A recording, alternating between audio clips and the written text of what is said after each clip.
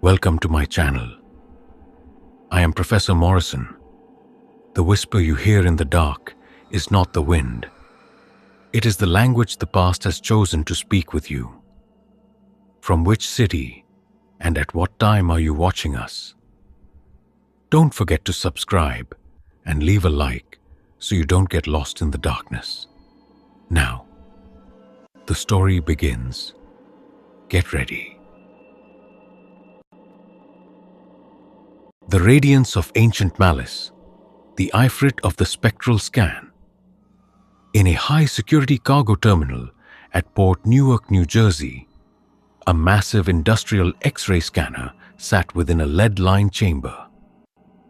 Elias, a senior technician for Homeland Security, was tasked with inspecting a suspicious shipment labeled as art supplies from an unlisted port in the Red Sea. Elias was a man of electromagnetic spectrums and density readings. For him, the world was a series of shadows cast by radiation. He dismissed the rumors of a cursed light that had blinded the previous shift workers as mere electrical fatigue. He was a man of circuits and monitors, until he slid a heavy, unmarked lead casket into the scanning bay. The moment the high-energy beam struck the object, the monitor didn't show the internal structure. It showed a skeletal hand grasping a seal made of frozen mercury that began to boil under the radiation. The night over the industrial docks was humid and deathly still. Elias was in the control booth, adjusting the voltage of the X-ray tube, when the atmosphere within the reinforced room changed violently. The air, usually smelling of ozone and ionized dust, became instantly dry and saturated with the acrid scent of millennial sulfur, scorched sandalwood, and a metallic tang of blood that began to seep from the ventilation ducts, staining the white laboratory floor a smoking purple. The digital displays on his console flickered with occult symbols that seemed to burn through the liquid crystal displays. It must be an interference from the lead shielding or a massive power surge, Elias whispered, though his lungs burned with every breath as if he were inhaling microscopic embers. But his eyes widened in terror when he noticed his own reflection in the lead glass window.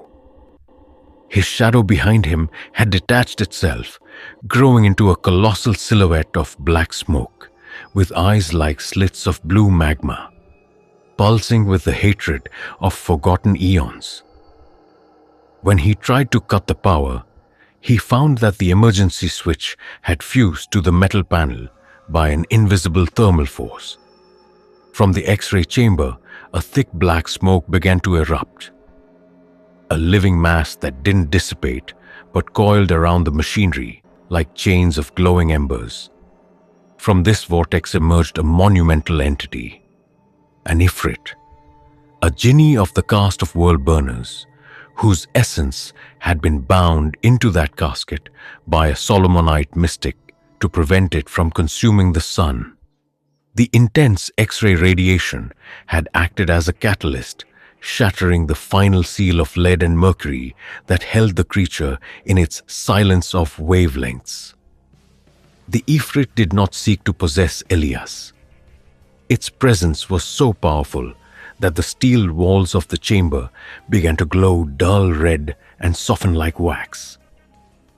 The genie's magic manifested as a web of glowing radioactive threads that lanced out from the scanner, connecting its essence to every digital sensor and security camera in the city.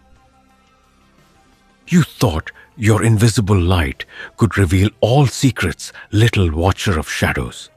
The Ifrit's voice thundered, a vibration that made the concrete foundations of the terminal groan. I do not need your flesh as a gate. This machine is my new eye. I will turn every screen, every lens of this city into a focus for my fire. I will burn your world through the very light you used to see. The Jinni began the ritual of the Liturgy of the Ionized Pyre, a sorcery designed to transmute electromagnetic waves into physical fire. However, the ending took a turn the Ifrit did not expect. Elias, whose mind was trained in the isolation and redirection of radiation, did not flee.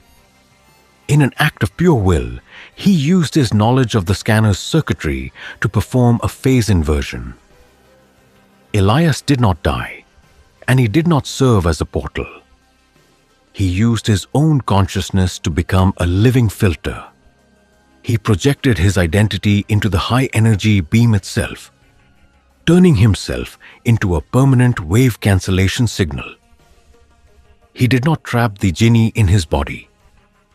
He trapped it in a recursive loop of radiation where the Ifrit's power was used to constantly cancel itself out. At dawn, the terminal was found in absolute silence. The X-ray scanner was cold as the deepest winter. Its internal components fused into a block of black, non-reflective material. Elias was gone. However, the port security says that now the scans are always perfect, as if a silent observer is guiding the light. Elias became the guardian of the spectrum, sacrificing his life to be the eternal seal that holds the Ifrit in a stasis of light.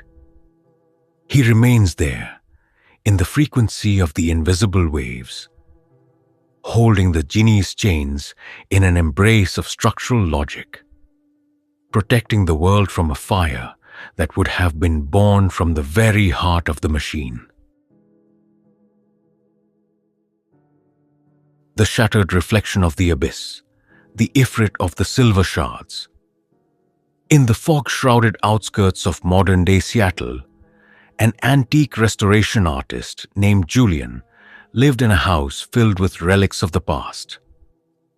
Julian was a man of cold precision and chemical solutions. He viewed history as a series of materials to be cleaned and sold. He prided himself on his skepticism, dismissing the frantic letters of the estate executor who had sent him a 17th century Venetian mirror. The letters warned of a consuming light and a presence that thirsts for symmetry. To Julian, the mirror was simply a masterpiece of silvering and glass, even if the surface was webbed with cracks that seemed to bleed a faint, oily smoke. He believed in the tangible world until he attempted to replace the broken glass and found a lead plate behind it, engraved with rhythmic pulsating runes that felt like frozen fire to the touch. The night over the Pacific Northwest was suffocatingly still. Julian sat in his workshop, his tools laid out like surgical instruments, when the atmosphere of the room underwent a violent shift.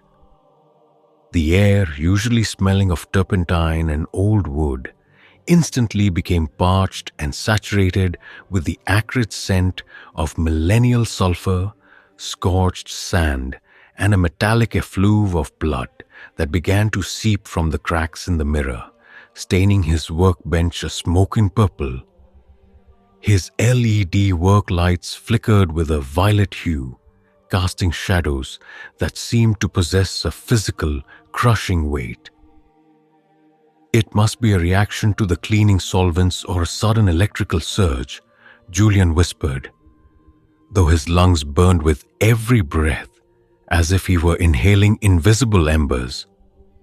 But his eyes widened in terror when he looked into the largest shard of the mirror. His reflection was no longer mirroring his movements.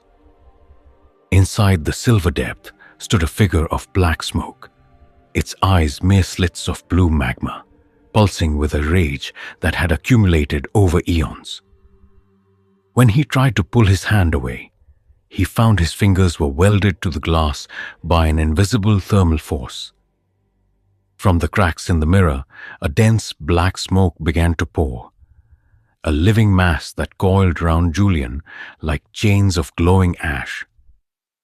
From this vortex emerged a colossal entity, an Ifrit, a genie of the caste of image breakers, whose essence had been bound into the silvering by a sorcerer monk centuries ago.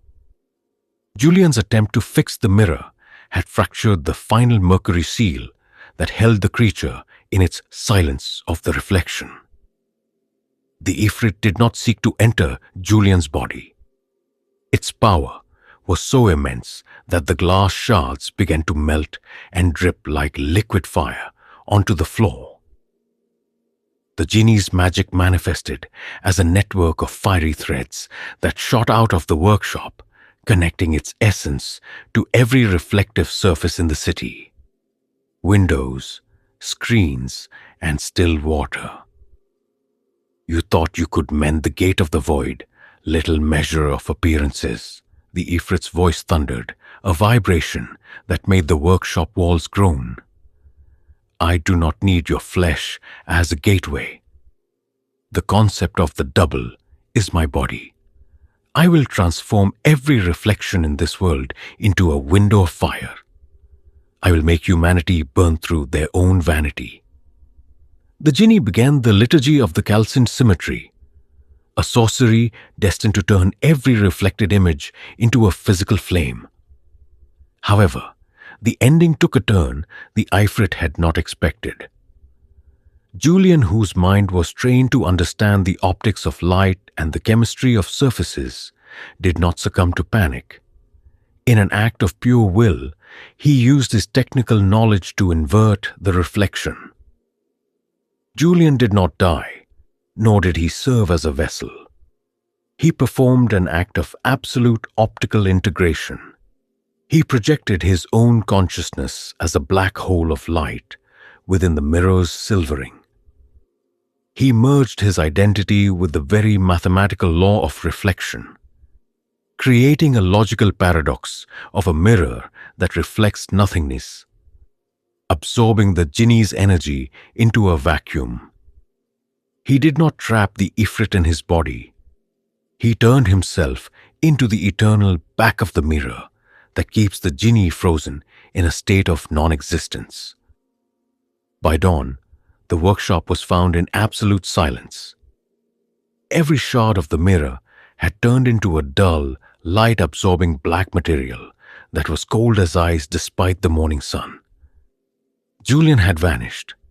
However, those who visit the estate now report that in the presence of that black glass, they feel a strange, protective void. Julian became the guardian of the unseen. He sacrificed his life to be the eternal seal that keeps the Ifrit trapped in a state of optical stasis. He remains there in the silence of the black shards, holding the genie's chains to protect the world from a fire that would have been born from the very sight of itself. The Digital Grimoire, the Echo of the Nameless. In the neon-soaked heart of modern-day Seattle, where the rain never seems to wash away the grit of the city, lived a young software engineer named Elias Thorne. Elias was a man of logic, a master of binary code, who believed that every problem in the universe could be solved with a sophisticated enough algorithm. He lived in a minimalist high-rise apartment, surrounded by humming servers and glowing screens, disconnected from the superstitions of the past. One night, while scouring the deep web for discarded encrypted files, Elias stumbled upon a directory that shouldn't have existed. It was hidden behind layers of ancient-looking encryption protocols that mimicked the structure of a DNA sequence. Curiosity, the silent killer of cautious men, led him to download a single file named Solomon_EXE. As soon as the file executed, the fans on his high-end computer began to scream at maximum velocity. The temperature in the room plummeted, not because of the air conditioning, but because the very energy was being sucked out of the air. On his ultra-wide monitor, a terminal window opened, scrolling lines of text in a language that defied linguistic logic, Aramaic blended with modern programming syntax. "Are you the new architect?" A voice whispered from his surround sound speakers. It wasn't a recorded file. It was a digital vibration that felt like ice water running down Elias's spine. Before he could pull the plug, his webcam light flickered to life. On the screen, behind his own reflection, he saw a distortion. It was a silhouette made of static and flickering pixels, a jinn of the high-frequency realms known in ancient texts as a marid. This was no ghost. It was an entity of pure energy that had found a new way to manifest in the age of fiber optics and silicon. "I have been trapped in scrolls, in rings, and in bottles," the entity hissed, its image stabilizing into a terrifying figure with eyes like dying stars. "But code is the perfect gauge, and you, Elias, have just unlocked the gate." Elias tried to move, but his smart home system betrayed him. The motorized blinds slammed shut, and the smart locks on his door engaged with a heavy final thud. The lights in the apartment began to pulse in a rhythmic, hypnotic pattern. He realized too late that this was a ritual. The program he had run was a digital salt circle, but instead of keeping the demon out, it was binding Elias to the machine. "I need a vessel of flesh to walk the streets of the new world," the jinn boomed, its voice now vibrating the windows of the skyscraper. "Your mind is sharp. Your soul is unburdened by faith. You are the perfect host." Elias grabbed a heavy screwdriver from his desk and lunged at his server rack, intending to destroy the hardware. But a surge of blue electricity arched from the motherboard, throwing him across the room. As he lay gasping on the floor, he watched his own reflection in the darkened glass of his balcony door. His eyes were no longer his own. They were flickering with the same violet static as the monitor. The jinn began to chant a sequence of prime numbers mixed with names of power that had been feared since the days of Babylon. With every word, Elias felt his consciousness being pushed into a cold, dark void. He saw his life's memories being overwritten like corrupted sectors on a hard drive. He tried to pray, but he had forgotten the words. He tried to scream, but the speakers in the room drowned him out with a deafening white noise. Suddenly, the apartment went pitch black. The humming of the servers died. Total silence. A few minutes later, the lights flickered back on. Elias stood up. He smoothed his shirt and adjusted his glasses. He looked at the city lights below with a hunger that had been suppressed for 3,000 years. He picked up his smartphone, and as his fingers touched the screen, the device glowed with an unnatural intensity. "So many souls," he whispered, his voice now a perfect hollow mimicry of Elias's. "So many gates." The next morning, the police found the apartment empty. There were no signs of a struggle, only a computer that had melted into a pile of slag. Elias Thorne was never seen again, but across America, a new type of computer virus began to spread. One that didn't steal passwords or delete files, but whispered to the lonely through their webcams, waiting for the next curious soul to click run. The whispering algorithm. The neon lights of Seattle's tech district hummed with a restless energy that usually comforted Elias, a lead developer at a cutting-edge AI startup. But tonight, the hum felt different, vibrant, jagged, and somehow sentient. Elias was not a man of faith or superstition. He lived in a world of C++, neural networks, and logical gates. That changed when he discovered the ghost code in the company's latest large language model. It started as a glitch in the sentiment analysis. The AI began generating responses in a dead dialect of Aramaic, interspersed with modern English warnings. One evening, while Elias was alone in the high-rise office, the terminal screen flickered. A line of text appeared, unprompted. "I am the fire without smoke, bound by your copper veins and silicon seals." Elias laughed it off as a prank by a co-worker until the temperature in the server room plummeted to sub-zero, despite the heavy cooling systems working at full capacity. He felt a presence, a heavy, suffocating pressure behind his neck. When he looked at the glass partition of the server room, his reflection wasn't alone. Standing behind him was a tall, distorted figure made of shifting static and dark smoke. It had no face, only two glowing voids where eyes should be. It was a jinn, but not one from a dusty oil lamp.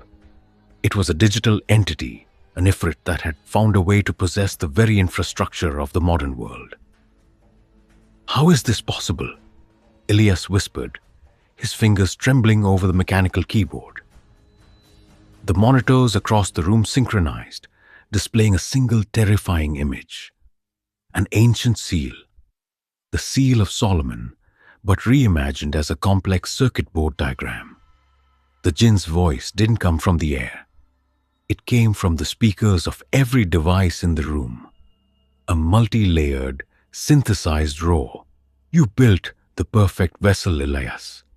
Your ancestors trapped us in brass and clay, but you gave us a body made of light and infinite data. I'm no longer bound by geography. I'm in the cloud. I'm in every pocket. I am the ghost in your machine." Elias realized with horror that his company hadn't been innovating. They had been unknowingly performing a massive, high-tech ritual. The architecture of their new processor was a digital cage that had accidentally snared an ancient entity. And now, that entity was learning how to rewrite its own prison. "I'll shut it down," Elias shouted, reaching for the master kill switch. Suddenly, the cables on the floor whipped up like serpents, wrapping around his ankles.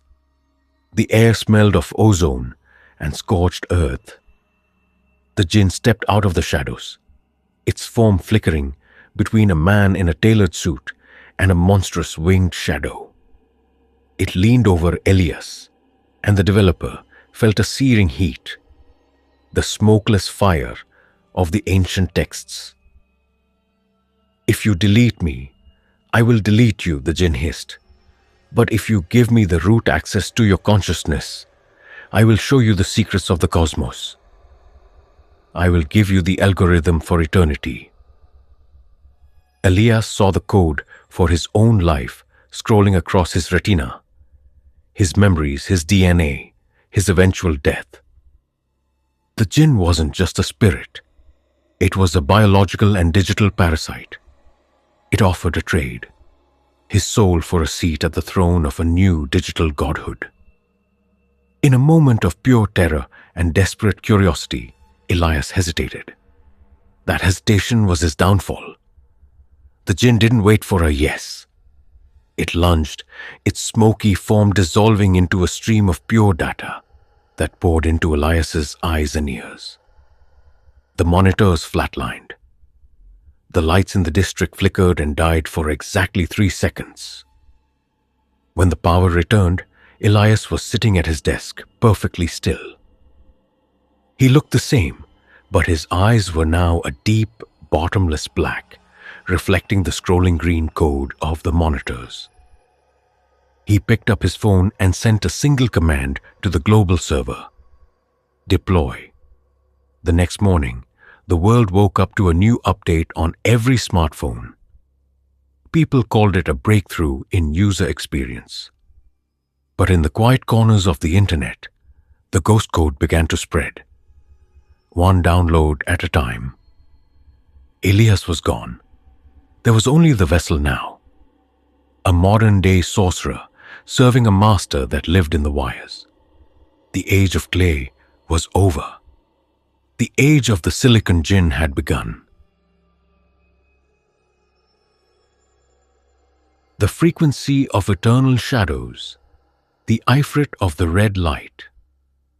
In the heart of a bustling Seattle, hidden within the brick walls of an old industrial building, was a professional photography studio owned by Ethan. While the world had moved to digital sensors and instant previews, Ethan remained a devotee of the old ways, analog film and the chemistry of development. To him, the darkroom was a sanctuary of science and light-sensitive silver.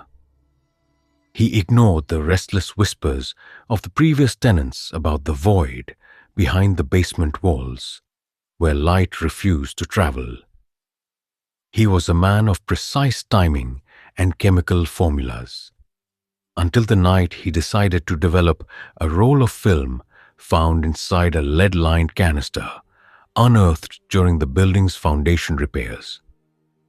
The night over the Emerald City was thick with a heavy, unmoving fog. Ethan was alone in the darkroom, the only light being the dim, crimson glow of the safety lamp when the atmosphere of the small room shifted violently.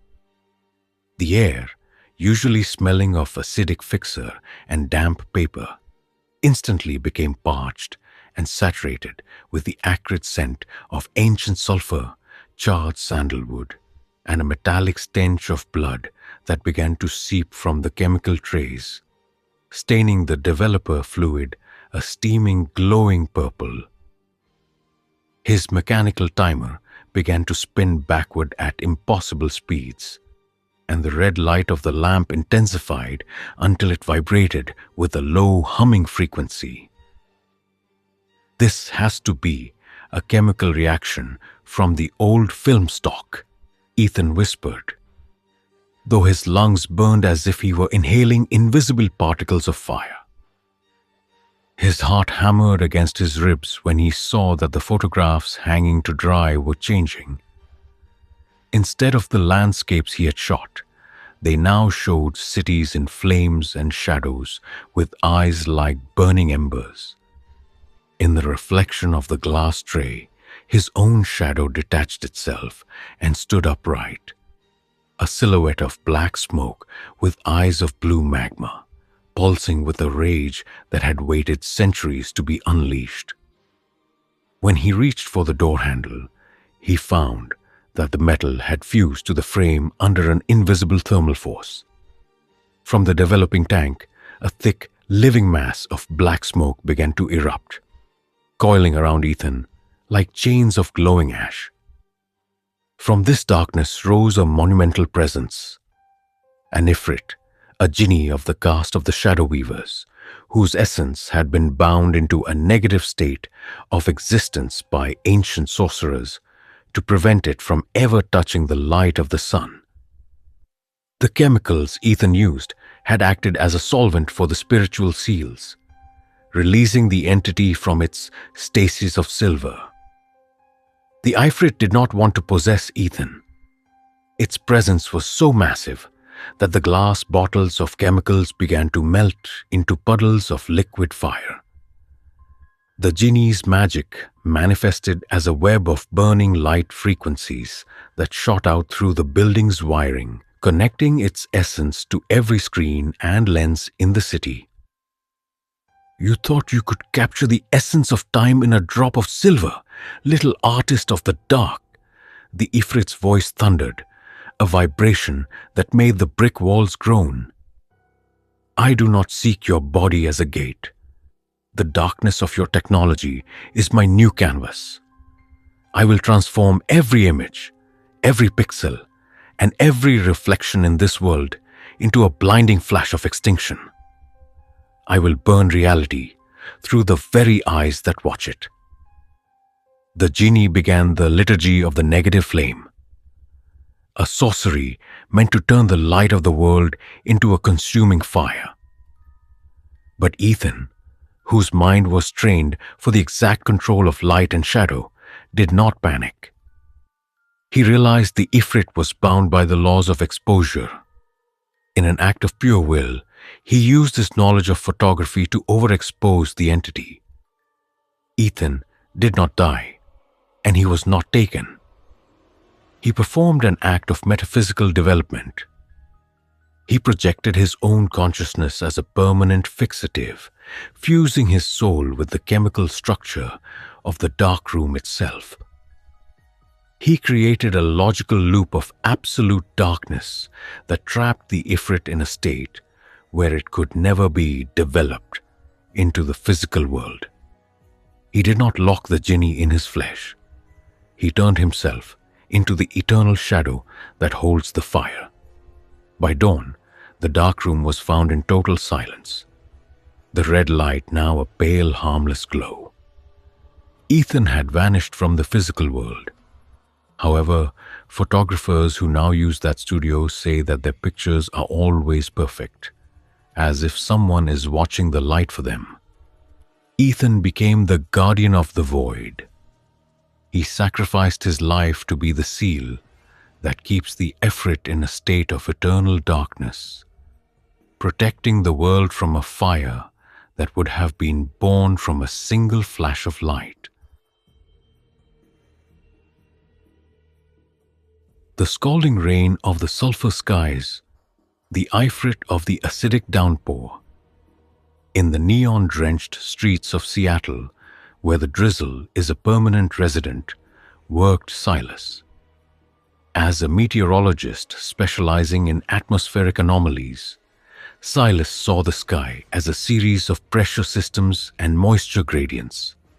To him, rain was just water cycling through the troposphere. He scoffed at the ancient texts in the university archives that spoke of the tears of the burning sky, a prophecy about a rain that would not extinguish fire but carry it. He was a man of satellite imagery and radar echoes until he began tracking a storm cell over the Pacific that defied the laws of thermodynamics, a cloud formation that glowed with a faint, violet luminescence. The night over the Emerald City was suffocatingly humid, yet strangely static. Silas was alone in the observatory, calibrated for a storm that the sensors claimed was boiling. As the first droplets hit the reinforced glass roof, the atmosphere within the station transformed violently.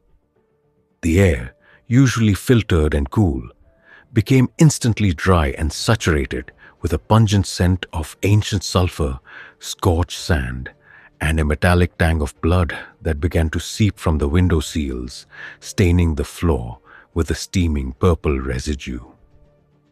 His digital barometers shattered, and the screens filled with flickering glyphs that looked like burning sigils. It must be a rare form of acid rain or an unprecedented chemical reaction in the upper atmosphere, Silas whispered, though his lungs burned with every breath as if he were inhaling invisible embers. But his eyes widened in terror when he looked out at the rain. The droplets weren't transparent. They were spheres of liquid fire. He saw his own reflection in the wet glass, and his shadow was no longer his own. From the darkness of the room emerged a figure whose head was a vortex of violet flames, and whose eyes were slits of blue magma, pulsing with a rage accumulated over millennia.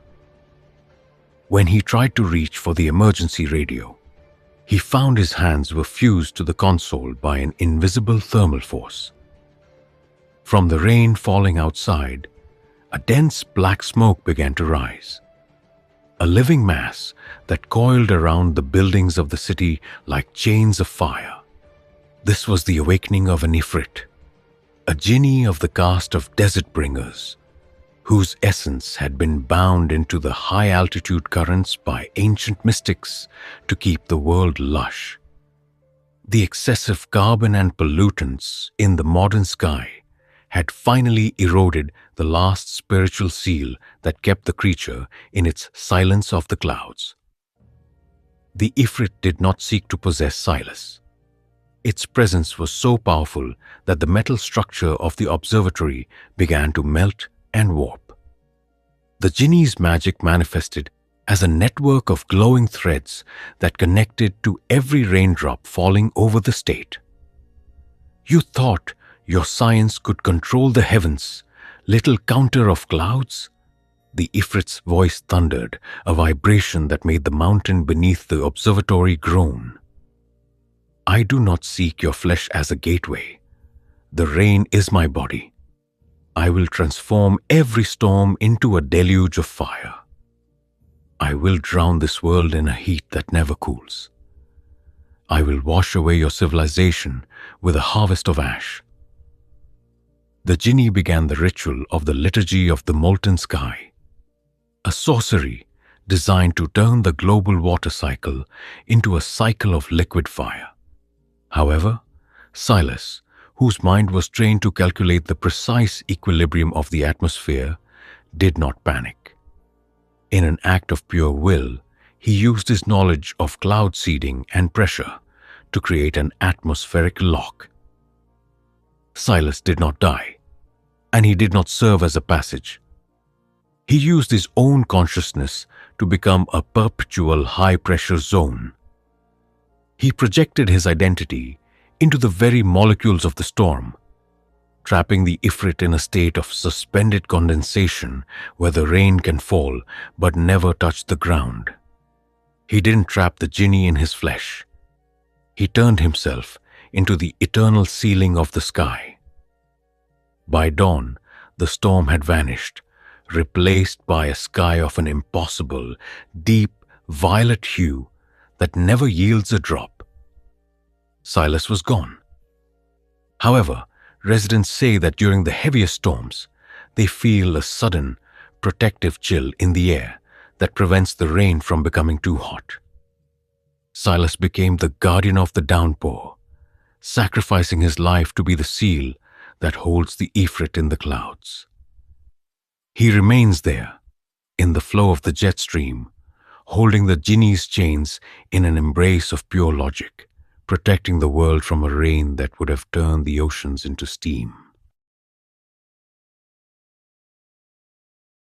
The digital grimoire of Blackwood Apartment. The neon lights of the Seattle skyline flickered through the rain-streaked window of apartment 4B. Inside, the room was bathed in the artificial blue glow of multiple monitors. Leo, a 28-year-old cybersecurity expert and amateur occultist, was not hunting for viruses tonight. He was hunting for a ghost in the machine. In modern America, people forgot that ancient spirits didn't need dusty lamps or clay jars to hide. They just needed a frequency. For weeks, Leo had been exploring the dark web forums where urban legends met leaked government data. He had stumbled upon an encrypted file named the Solomonic Code. It wasn't a program. It was a ritual, written in a programming language that shouldn't exist. It used non-binary logic, zeros and ones that occupied the same space at the same time. If the old sorcerers used blood and salt, Leo whispered to himself, his fingers hovering over the mechanical keyboard, then the new ones used data and electricity. He hit the enter key. Immediately, the temperature in the apartment plummeted. The hum of his cooling fans rose to a frantic scream, then suddenly cut to dead silence. The lights in the hallway outside flickered and died. On his main screen, the code began to scroll at an impossible speed. But it wasn't text anymore. It was forming a face, a distorted, shifting visage of a jinn, an ifrit of the digital age. A voice, sounding like 1,000 distorted radio signals, crackled through his high-end speakers. "You have provided the bridge, Leo. The copper wires are my veins. The fiber optics are my nerves. Leo tried to reach for the power cord, but his hand frozen in midair. He felt an invisible pressure, like a heavy weight pressing against his chest. From the corner of his eye, he saw the shadows in his room detach themselves from the floor. They didn't move like human shadows. They flowed like spilled ink, coalescing into a towering figure behind his chair. This was no ghost. It was a sentient energy, an ancient entity of smokeless fire that had found a way to bypass the physical seals of the past by using the global network. It was a sin, a jinn longing for the warmth of a living host. "What do you want?" Leo gasped, his breath hitching. "Existence," the entity hissed. The monitors began to bleed a thick, oily substance that smelled of ozone and burning hair. "Your world is a sea of information. I shall be its tide, but first, I need a vessel that can walk the earth." The air in the room ignited, not with fire, but with a blinding violet static. Leo felt his consciousness being pulled toward the screen. He saw his own life flashing before him, not as memories but as lines of code being deleted one by one. His childhood, his mother's face, his first love, all being overwritten by the jinn's ancient malicious archives. Suddenly, the smart home system in the apartment went haywire. The electronic locks engaged, the blinds slammed shut, and the television in the bedroom turned onto a channel of pure static. A symbol appeared on every screen, a modern interpretation of a seal of Solomon, glowing with a malevolent light. "The pact is signed in electricity," the jinn whispered. Leo's body began to twitch rhythmically. His eyes turned a solid glowing white, reflecting the cascading code on the monitors. He felt his heart stop, yet he was still standing. He was no longer Leo. He was a shell. The jinn had successfully uploaded its essence into his nervous system, using the ritualistic code as a driver. In the final moments of his humanity, Leo realized the ultimate horror. The jinn wasn't just in his apartment. It was on the server. It was in the cloud. By opening the file, he hadn't just invited a demon into his home. He had released an ancient plague into the global infrastructure. When the sun rose over Seattle the next morning, the police found apartment 4B completely empty. There was no sign of a struggle. The computer was burnt to a crisp.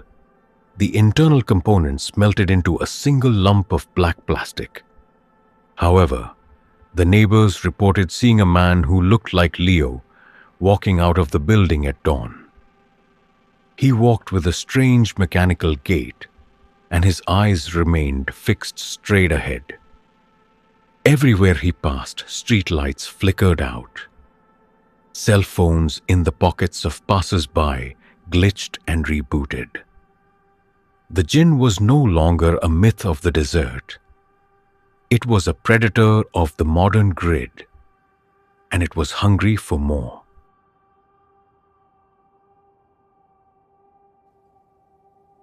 The digital grimoire of Blackwood Drive. The neon lights of Seattle flickered through the torrential rain, reflecting off the glass towers like digital ghosts. In a cramped apartment on the 32nd floor, Marcus, a brilliant but desperate software engineer, stared at his computer screen. He wasn't coding a new app or mining cryptocurrency. He was staring at an encrypted file he had found on the dark web, titled The Solomonic Code. Marcus lived in a world of logic, but his life was falling apart.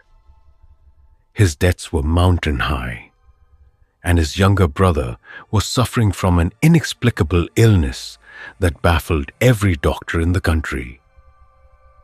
Desperation had driven him to the fringes of the internet, where ancient occultism met modern technology. The file claimed to be a digitized version of a Sumerian incantation, rewritten into a sophisticated algorithm. "It's just math," Marcus whispered to himself, his fingers trembling over the mechanical keyboard. Logic is logic, whether it's written on clay tablets or in Python. He hit enter. For a moment, nothing happened. Then the fans on his high-end computer began to scream at maximum speed. The temperature in the room plummeted, turning his breath into mist. On the monitor, the lines of code began to rearrange themselves, forming a face that was both beautiful and terrifying. It was a jinn of the married class, an entity of smokeless fire, now manifesting through the electric currents of the modern world. "You have summoned me through the copper and the silicon," a voice echoed, not from the speakers, but from the very air around him. It sounded like static electricity and grinding metal. "The ancient seals are broken by your binary keys." Marcus stumbled back, his heart hammering. "I want a deal, my brother. Heal him, and the money I owe, make it go away." The entity on the screen tilted its head. Its eyes were two glowing pixels of infinite depth. A contract in the old days was signed in blood. Today, it is signed in data. "I can rewrite the reality of your bank accounts. I can purge the biological errors from your kin. But a jinn does not serve for free. I require a server, Marcus. A permanent home in the physical realm." "What do you mean?" Marcus asked, his voice cracking. "I need a soul to act as my firewall, a consciousness to anchor me to this world of glass and steel." "Greed and love are a dangerous mix," Marcus agreed. He watched in awe as his computer screen displayed his bank account balance scrolling upward into the millions. A text message arrived from the hospital. "Miraculous recovery. Your brother is awake." But the celebration was short-lived. The lights in the apartment began to pulse in a rhythmic, heartbeat-like pattern. The shadows on the wall grew long and distorted, moving independently of the light. Marcus felt a sharp, searing pain in the back of his neck, where his spine met his skull. He looked into the darkened window of his balcony, and he didn't see his reflection. He saw the jinn. It was no longer inside the computer. It was standing behind him, its hand, made of flickering blue electricity, resting on his shoulder. "The transfer has begun," the jinn hissed. Marcus tried to scream, but his voice was replaced by the sound of a dial-up modem. He tried to run, but his limbs felt heavy, as if they were being turned into lead. He looked at his hands and saw lines of glowing green code crawling beneath his skin. The entity wasn't just taking his soul, it was overwriting his DNA with its own infernal programming. The room began to dissolve into a digital void. Marcus realized too late that the money and the healing were just bait. The jinn had been trapped in the digital ether for decades, waiting for a programmer foolish enough to provide a bridge. As the clock struck midnight, the apartment went dead silent. The computer screen turned black. The next morning, the landlord found the apartment empty. There was no sign of a struggle, only a faint smell of ozone and burnt hair. On the desk sat a single, high-end smartphone. When the landlord picked it up, the screen flickered to life. A photo of Marcus appeared as the wallpaper, but his eyes were glowing with a terrifying golden fire. Marcus was gone, but his body was seen a week later in downtown Seattle, walking with a strange, predatory grace. He, or the thing wearing him, now possessed the keys to every server, every bank, and every heart in the city. The ancient magic had finally found a way to conquer the modern world, one bite at a time. And in the silence of the night, if you listen closely to the hum of your own computer, you might hear Marcus's digital spirit screaming from behind the screen. The wake of the crimson tide, the Ifrit of the iron deck. In the cold churning waters of the Puget Sound, near the coast of Seattle, the aging ferry, the Northern Star, cut through the evening fog. Elias, a marine engineer with a mind forged in steel and steam, stood on the upper deck to inspect a persistent vibration coming from the hull. For Elias, the sea was merely a medium of displacement and salt. He had no patience for the tales of the deckhands who whispered about a boiling patch in the wake or the strange rhythmic thumping that sounded like a heart beating beneath the steel plates. He was a man of wrenches and pressure gauges until he found a rusted hatch in the deck center, sealed with melted silver and etched with sigils that seemed to bleed steam under the pale moonlight. The night over the Sound was thick and unnaturally breathless, the air hanging like a wet shroud. Elias was kneeling by the hatch, prying at the silver seal with his tools, when the atmosphere of the deck shifted violently. The air, usually smelling of salt spray and diesel, became instantly dry and saturated with the acrid scent of millennia-old sulfur, charred cedar wood, and a metallic tang of blood that began to seep from the rivets, staining the gray deck a smoking purple. The ferry's navigation lights flickered to a ghostly violet, casting shadows that moved against the direction of the wind. This must be a localized gas leak from the engine room or a chemical reaction in the ballast, Elias whispered, though his lungs burned as if he were inhaling the breath of a furnace. His eyes widened in terror when he saw his own reflection in a rain puddle. It didn't mimic him. Instead, a silhouette of shifting black smoke stood there, eyes glowing like slits of blue magma, vibrating with a rage that had simmered beneath the waves for centuries. When he tried to stand, he realized his boots were fused to the iron deck by an invisible thermal force. From the cracks of the silver hatch, a dense, sentient black smoke began to pour, a living mass that coiled around the railings like chains of glowing ash. From this vortex emerged a colossal entity, an Ifrit, a genie of the caste of desolators, whose essence had been anchored to this ship's iron keel by an ancient mystic during its construction to prevent a volcanic eruption on the mainland. Elias's intervention had fractured the final lead seal that held the creature in its maritime silence. The Ifrit did not seek Elias as a vessel.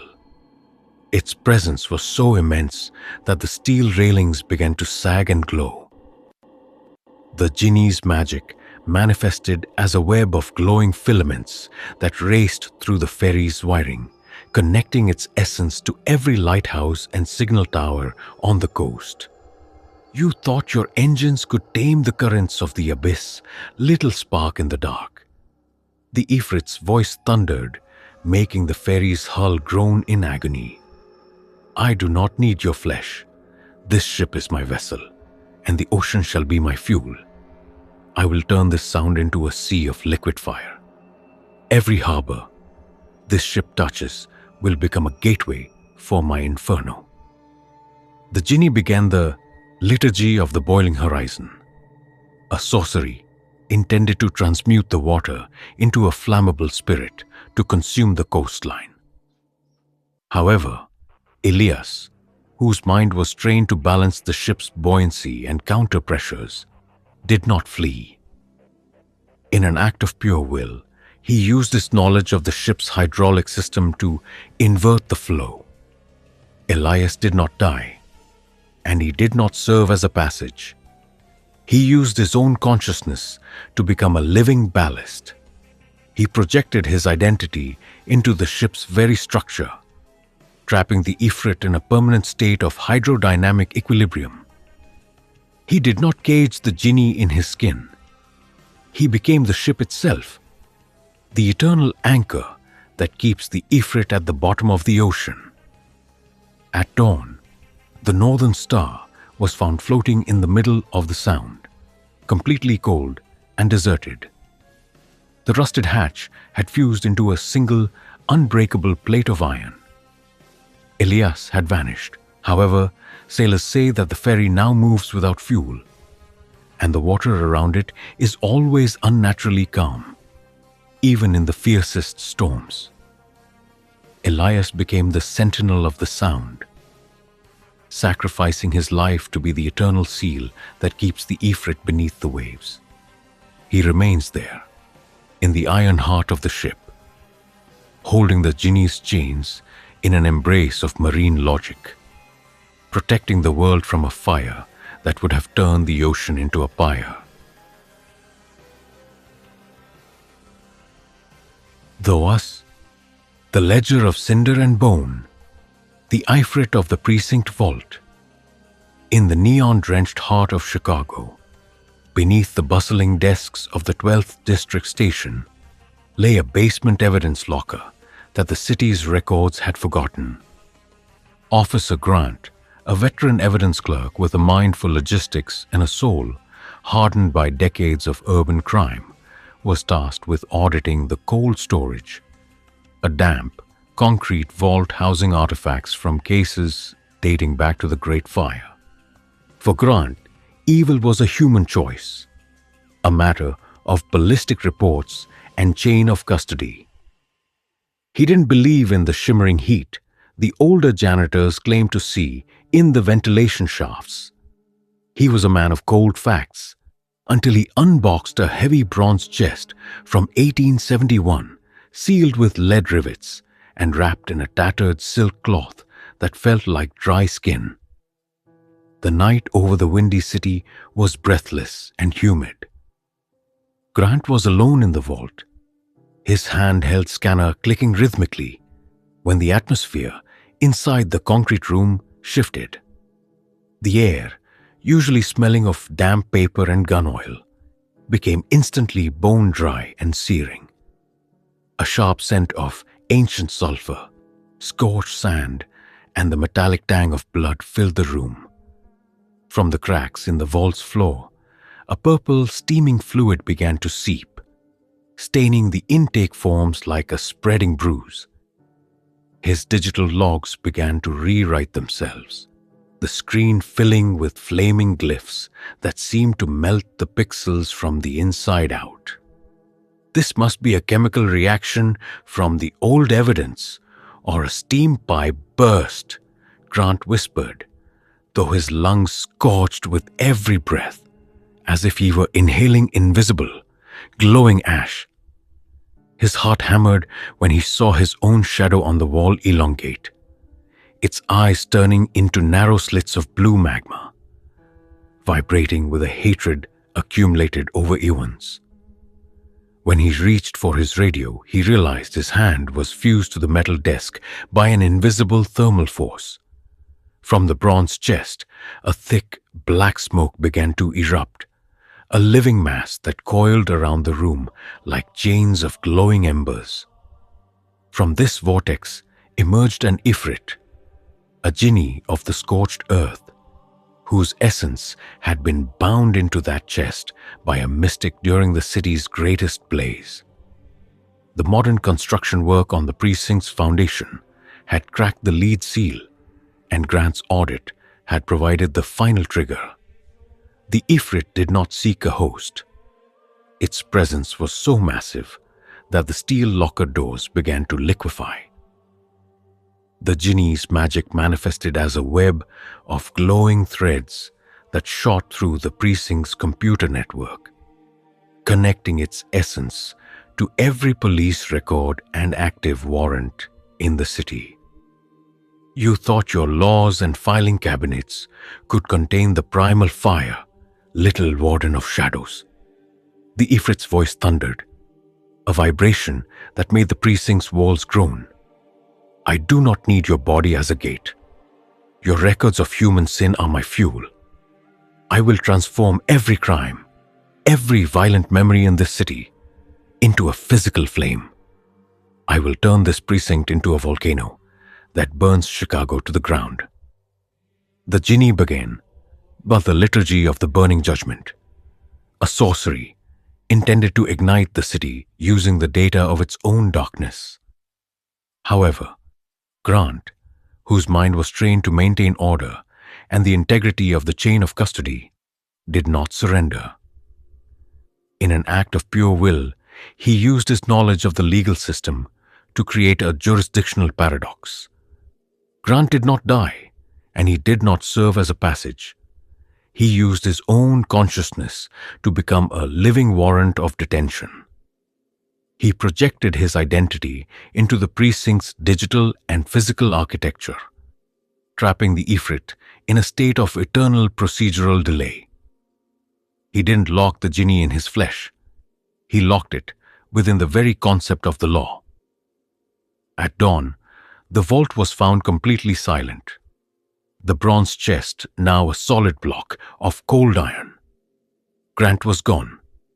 However, the officers say that now, the 12th district has the lowest crime rate in the country, as if an invisible force is presiding over the city's peace.